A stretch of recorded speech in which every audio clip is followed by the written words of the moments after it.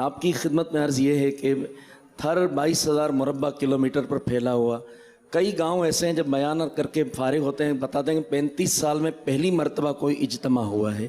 اتنا کثیر خطیر رقبہ، پھر سفر بھی دشوار ہیں، ہماری عمریں بھی جیسے آپ فرماتے ہیں اس کام کے لیے ہماری نسلوں کی عمریں بھی لگ جائیں، تو کوئی ایسے مدنی پھول ارشاد فرمائے کہ ہم اتنے بڑے ایریے میں جہاں مردوں کی یہ کیفیت 35-40 سال میں پہلی مرتبہ کوئی اجتماع ہو رہا ہے، وہاں اسلامی بہنوں کی کیفیت کیا ہوگی.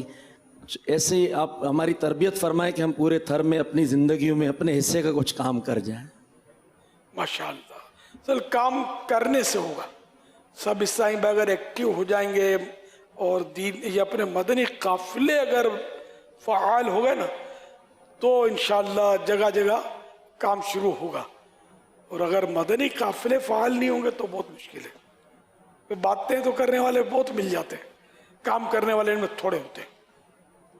تو اس لیے مدنی قافلوں پر خاص توجہ اگر دیں گے نا ہمارے ذمہ داران. اب توجہ عام طور پہ وہ دے گا جو خود مدنی قافلے میں سفر کرے گا. جب سفر کرے گا تو اس کا جی چاہے گا اور بھی میرے ساتھ ہوں، اور بھی ہوں، اور قافلے سفر ہوں. اب خود ہی نہیں کرے گا تو وہ جی چرائے گا.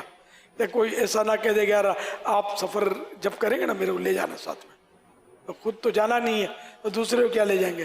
تو اس لیے ہمارے تمام عیسائی بھائی جو خاص کر ذمہ داران ہیں وہ مدنی قافلہ اپنے اوپر نافذ کر دیں ہر مہینے کم از کم 3 دن.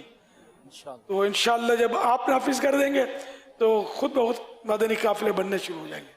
دیکھ لینا، کیوں آپ اکیلے تو جائیں گے نہیں، مدنی قافلہ بنانا ہی ہوگا.